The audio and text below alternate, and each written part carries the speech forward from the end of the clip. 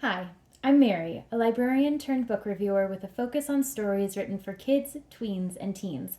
Today I'm going to be talking to you about Dancing Shapes by Once Upon a Dance.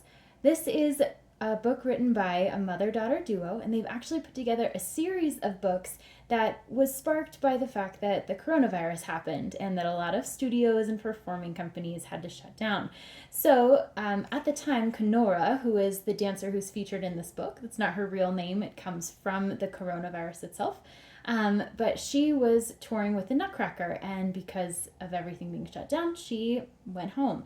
And so she and her mother put together these stories. So this is the first one in the series called Dancing Shapes. And what she's done in this is she's taken pictures of herself, backlit, so you just see the shape that her body is making, which really helps for young dancers be able to mirror those movements without being distracted by anything else in the image.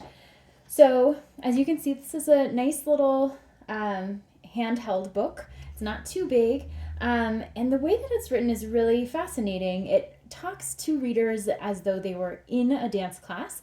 So it invites them to participate, to do a warm up, to learn how to do these shapes, encourages them to do it either in pieces or all at once, depending on how the reader would like to proceed. It also gives a little bit of background into Kenora herself with some pictures from previous performances throughout her life.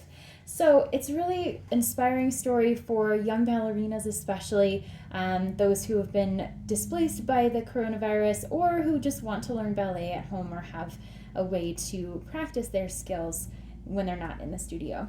I love that it starts with a warm-up because a lot of kids tend to overlook that fact and then they end up hurting for it later on in life.